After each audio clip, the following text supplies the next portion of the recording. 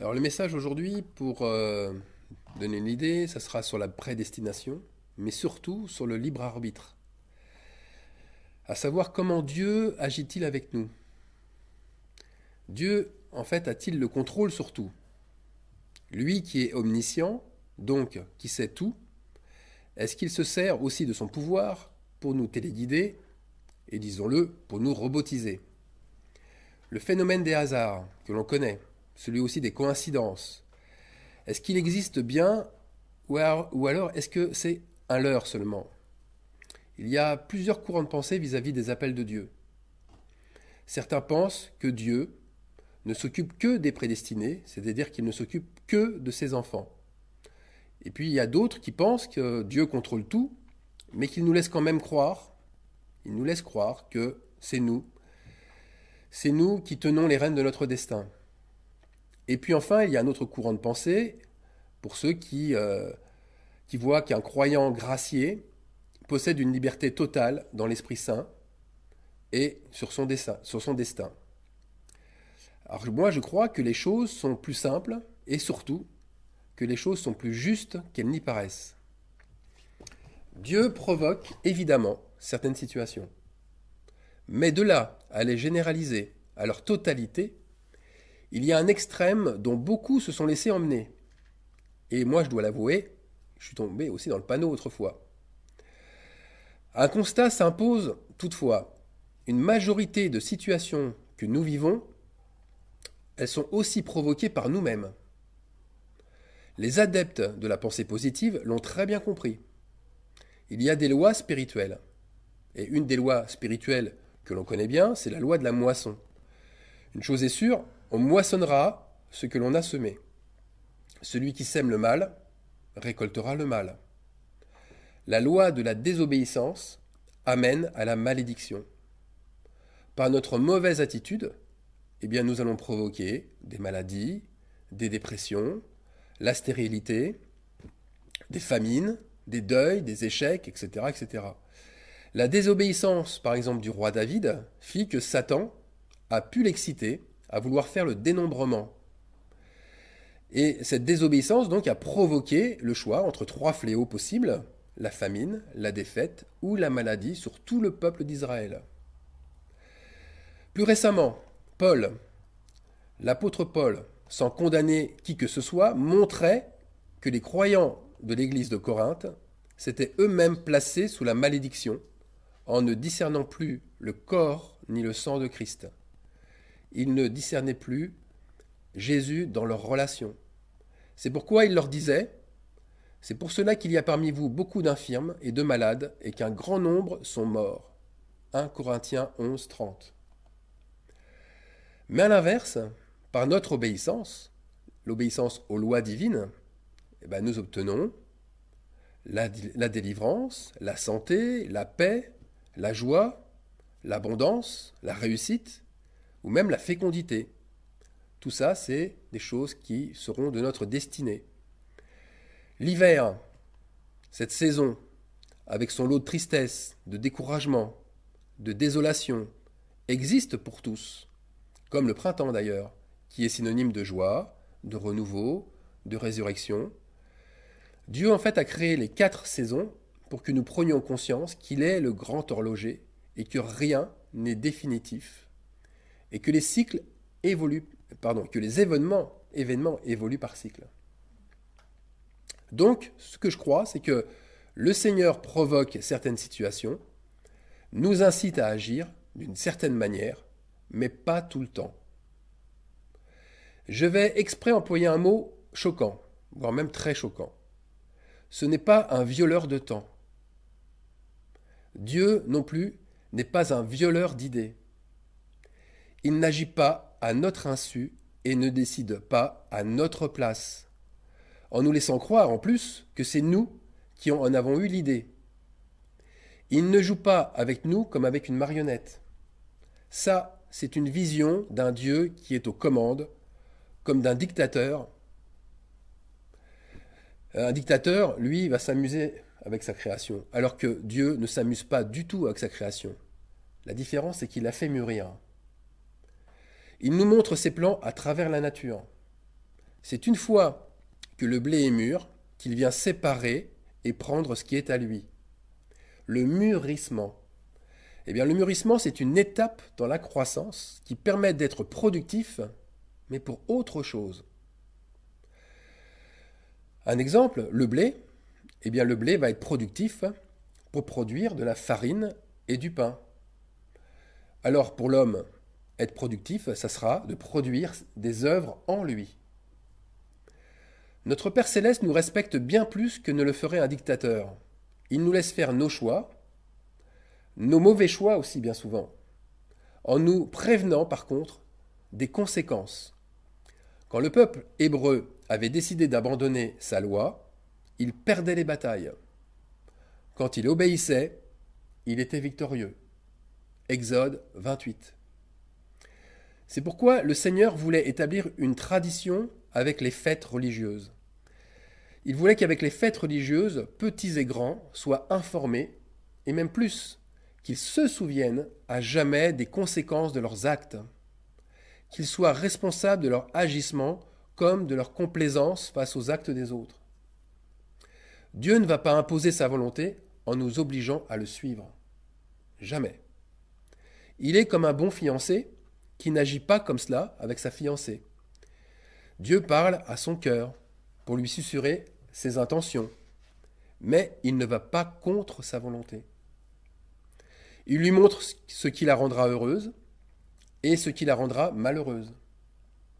Par contre, quand on invoque le Seigneur sur sa vie et que l'on montre envers lui une entière soumission, alors oui, absolument oui, il nous conduit à ce moment-là, dans ce qu'il a décidé, mais attention, parce que nous le voulons en premier. L'être humain n'est pas constant. L'être humain est fragile.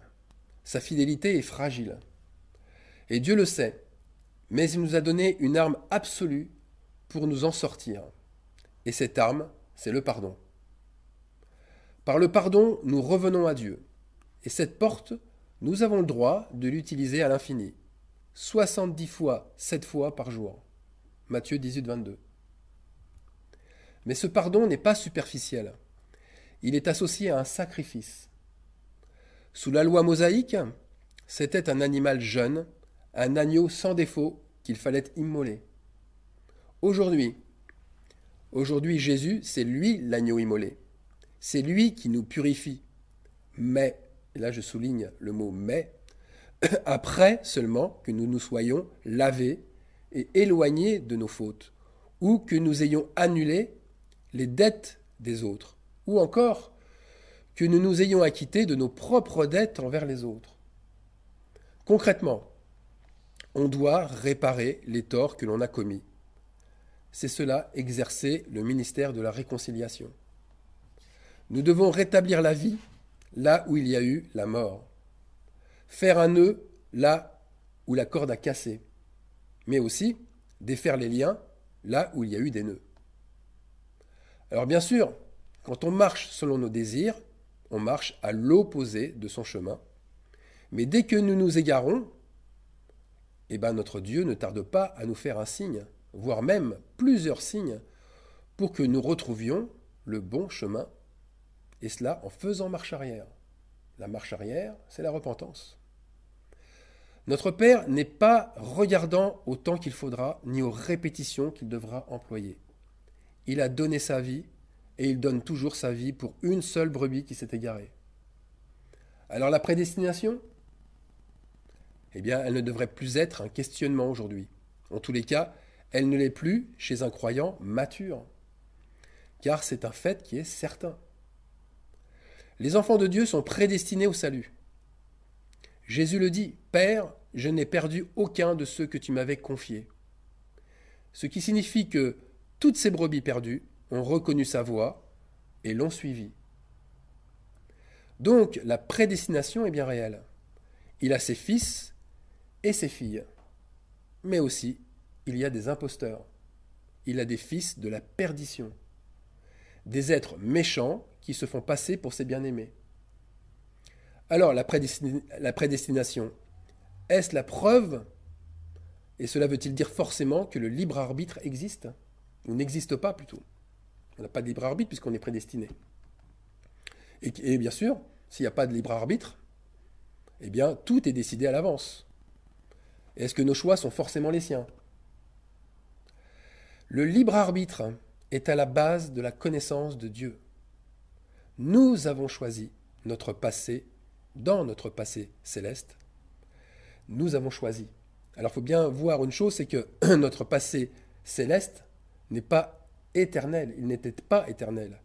Mais il va le devenir après notre vie terrestre, pardon, si nos œuvres sont en Christ, uniquement si nos œuvres sont en Christ. Alors pour revenir au libre arbitre, nous avons choisi dans notre passé céleste de lui obéir ou de lui désobéir. Et je le rappelle, nous manifestons sur terre ce que nous avons choisi au départ, c'est-à-dire au ciel. Alors je le redis, nous ne sommes pas les pantins du Seigneur. C'est quand nous l'avons qu'il nous conduit.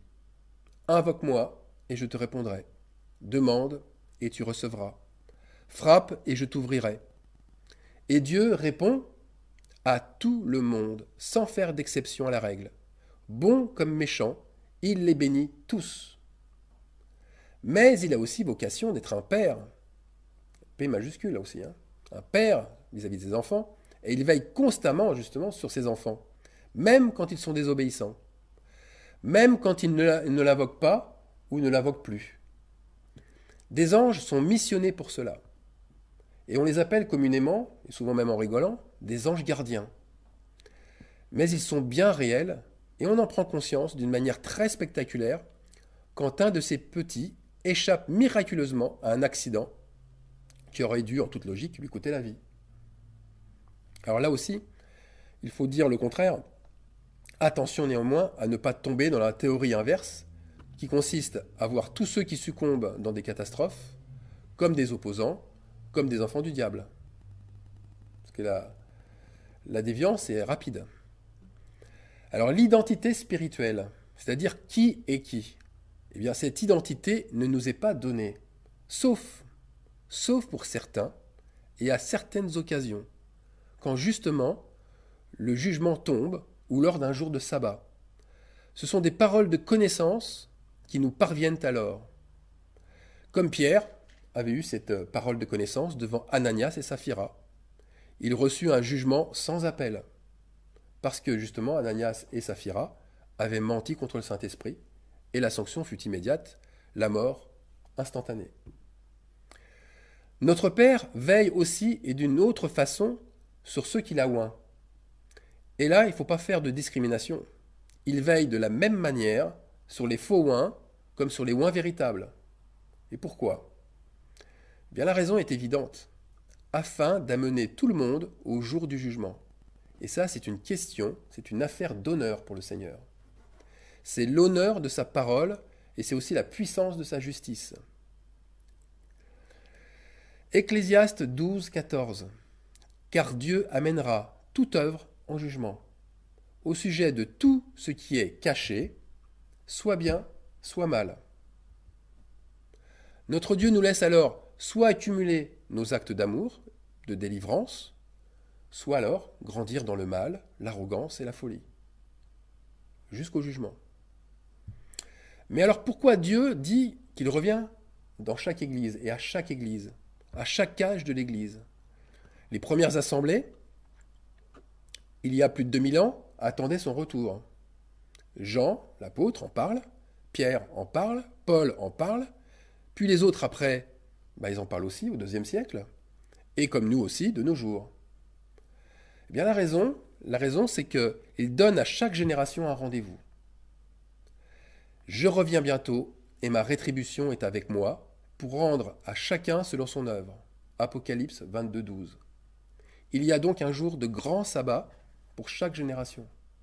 Un jour de l'Éternel pour tous. C'est aussi la justice de Dieu.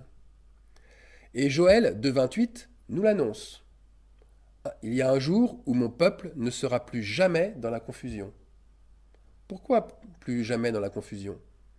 Eh bien, Joël continue en disant « Car après cela, je répandrai mon esprit sur toute chair. »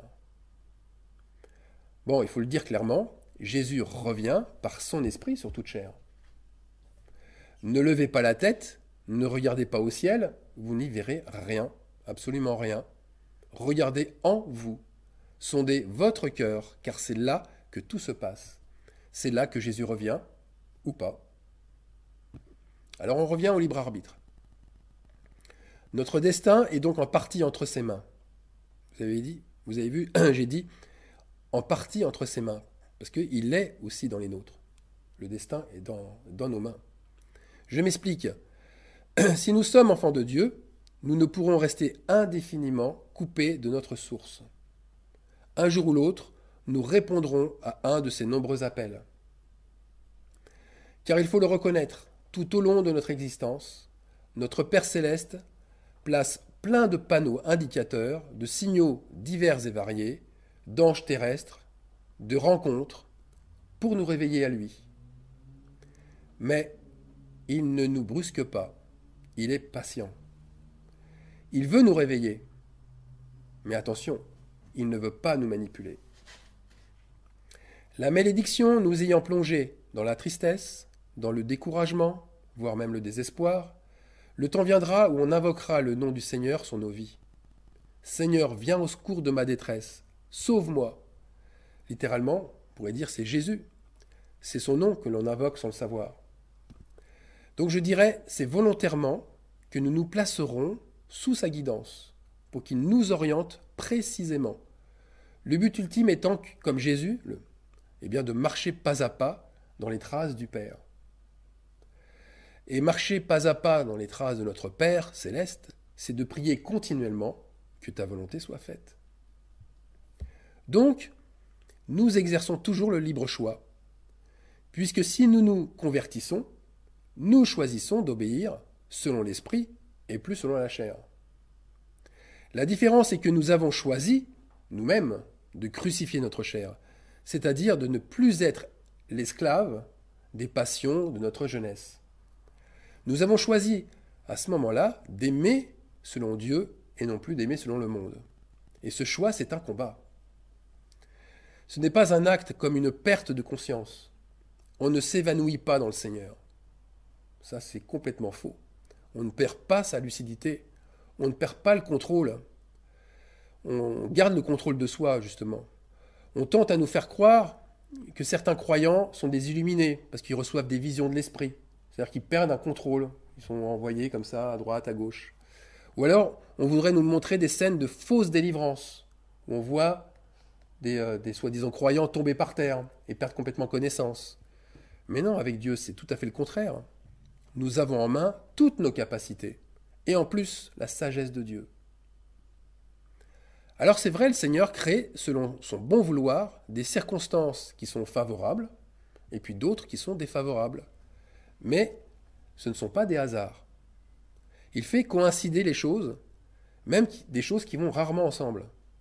Alors c'est ce qu'on appelle des miracles ou des prodiges.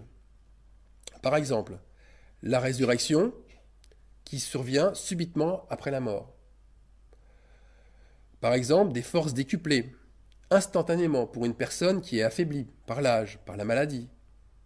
Ou alors une aide qui est inattendue, qui arrive subitement, alors qu'on est dans un lieu désertique, où il n'y a personne. Un bon samaritain qui arrive au beau milieu de l'abandon général. Il peut y avoir aussi de la nourriture pendant un temps de disette. Tout ça, ce sont des actions que Dieu fait en coïncidence. Quand nous sommes réveillés, ou lorsque nous devenons sensibles aux choses spirituelles, nous voyons alors sa main bénissante. Mais nous n'osons pas le dire. À d'autres moments, nous n'osons pas dire que c'est sa main malfaisante. Déjà parce qu'il n'y a pas de main malfaisante. Il n'en a pas. Notre Dieu est bienveillant. Mais, il faut le dire, il laissera parfois le diable ou les démons nous combattre. Et pourquoi ? Eh bien pour nous secouer de notre sommeil lourd et stérile, et aussi pour nous sauver. Et oui, le Seigneur, paradoxalement, laisse l'ennemi nous attaquer et nous atteindre, mais pas pour nous punir, pas pour nous détruire, mais bien au contraire pour nous sauver. Mais aussi, et là c'est un stade supérieur, Je dirais que c'est un stade pour ceux qui sont devenus des fils, c'est-à-dire des croyants matures. Ce stade, c'est pour nous montrer que notre foi est suffisamment grande pour les faire fuir, pour faire fuir l'ennemi. Notre Père n'est jamais mal intentionné, mais au contraire, il est toujours bienveillant. Il connaît nos limites, et plutôt que de nous rabaisser, il nous tend au moment qu'il aura jugé favorable une main secourable. Alors, il y a aussi une chose très importante. Notre Dieu a un calendrier. Et oui, dès le départ, il s'est fixé des dates importantes. Il organise, il planifie, et cela de manière parfaite. Regardez les 7 jours de la création. Rien n'a été laissé au gré du vent. Rien n'a été laissé au hasard. Tout se termine par un sabbat. De même, quand il a fini de reconstruire le temple en nous, en chacun d'entre nous, il met le point final avec un sabbat. Car au-delà de tout cela, il souhaite nous faire partager ces dates anniversaires. Ce sont des fêtes. Ce sont comme des nouvelles lunes, comme des jours de sabbat. Jésus, comme Moïse, mentionnait souvent les fêtes. Et pourquoi ? Eh bien parce que ce sont des moments privilégiés de rencontre entre lui et nous, mais aussi afin d'être prêts. La préparation à la fête est bien plus importante que la fête elle-même. Alors ce calendrier faisant, le Seigneur accélère les avertissements. Dès qu'on se rapproche d'une date, il accélère. Il multiplie les signes, les visions, les songes. Tout devient de plus en plus rapproché dans le temps. L'urgence est dans tous les esprits. Mais attention, malheureusement, pas dans tous les cœurs. Les coïncidences se multiplient sur la terre, mais aussi dans le ciel. On le remarque, moi je l'ai remarqué pour ma part, j'ai reçu des confirmations avec, simultanément, le jour d'une nouvelle lune. L'esprit de repentance, par exemple, est tombé sur une famille, et cette même famille m'a envoyé la photo d'un magnifique arc-en-ciel au-dessus de son église, de l'église de son village. J'ai aussi ressenti la fournaise qui arrivait sur le pays au même moment que Dieu réveillait des volcans qui étaient éteints. Alors pourquoi il y a autant de croyants, autant de chrétiens qui considèrent leur relation avec Dieu comme un chemin qui est fait d'avance, qui est tracé de A à Z? Pourquoi considérer que le croyant, un croyant véritable, c'est un croyant qui est privé de son libre arbitre? Quel est leur mobile à tous ces croyants? Bien, je pense que la réponse est assez logique. Il y en a beaucoup qui sont ceux qui veulent mettre des liens aux autres. Ils veulent les assujettir à des lois ou à des obligations, et ils sont convaincus que cela est bon. Pourquoi ils sont convaincus de cela? Parce qu'ils croient selon leur cœur, un cœur sans amour. Ils sont aveugles et donc ils conduisent d'autres aveugles. Et les autres qui sont aveuglés, ils répètent cette doctrine en pensant être mieux protégés, en pensant qu'ils vont se satisfaire d'une vie passive de suiveurs, puisqu'ils suivent en fait celui qui les aveugle, en minimisant leur utilité. Ils voient qu'en fait, ils sont peu utiles, mais que cette utilité, en fait, c'est de l'humilité, c'est de la soumission. Donc c'est une chose bonne. Alors l'inverse se vérifie aussi. Ceux qui pensent être totalement libres dans le Seigneur, eh bien ils manifestent le libre arbitre, mais ils ne se trompent pas en fait sur ce qu'ils sont eux-mêmes. Ils voient la foi à travers leur cœur, et c'est un cœur tortueux, un cœur qui les emmène à faire plein de détours, à prendre plein de routes différentes, des routes sinueuses, et où ils vont s'y perdre. Ils pensent être libres et agir et penser comme ils l'entendent. Mais voilà, ils sont esclaves de leurs propres désirs, ils sont esclaves de ce qu'ils croient être un fruit de l'esprit, alors que c'est la chair. Et la Bible, bien sûr, dit que ces croyants sont charnels. Et souvent, ces chrétiens passent beaucoup de temps à chasser les démons et à en voir partout autour d'eux. C'est normal, ils se sont mis sous la malédiction, ils se sont placés dans les ténèbres, et ils se battent avec les éléments des ténèbres. Donc, dans les deux cas, c'est la chair qui parle et qui dirige.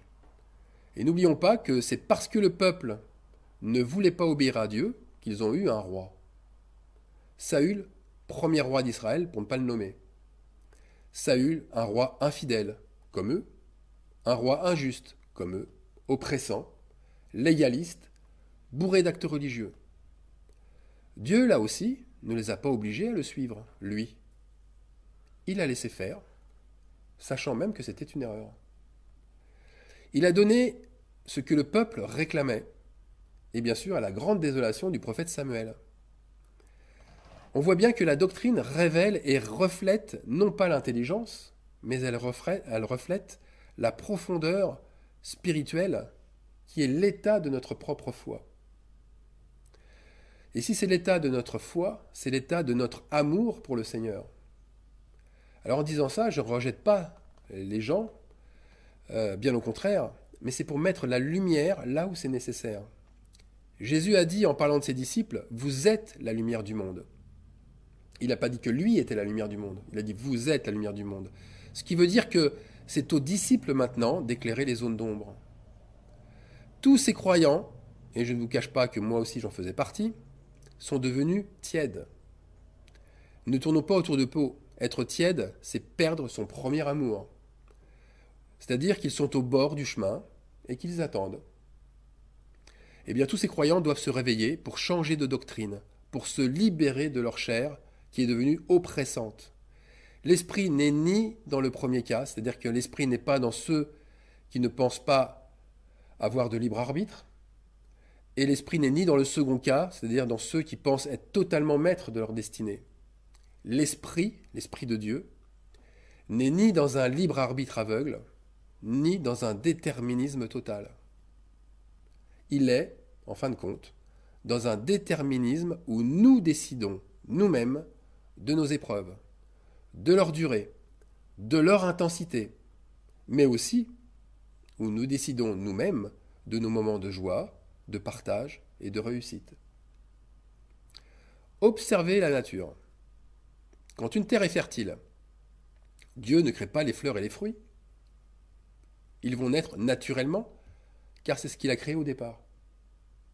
Dieu arrose seulement. Il fait venir la pluie et le soleil en son temps.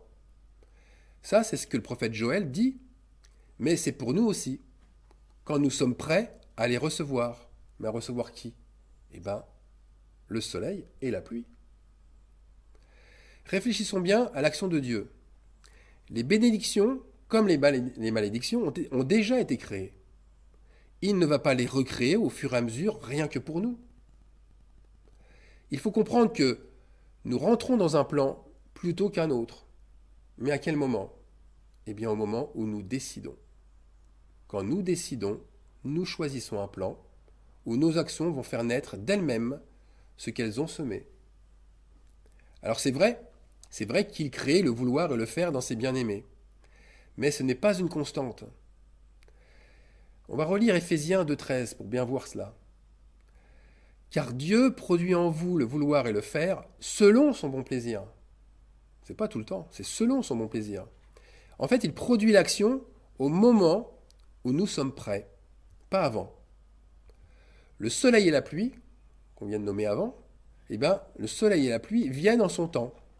C'est cela, selon son bon plaisir. Il y a un calendrier, il y a des années, il y a des mois, des jours et des heures qui sont prédestinés.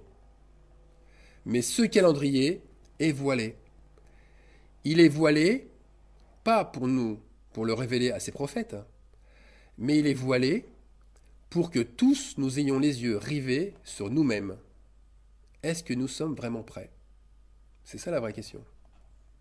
Aujourd'hui, sommes-nous prêts à recevoir les rayons brûlants du soleil de justice de notre Dieu ?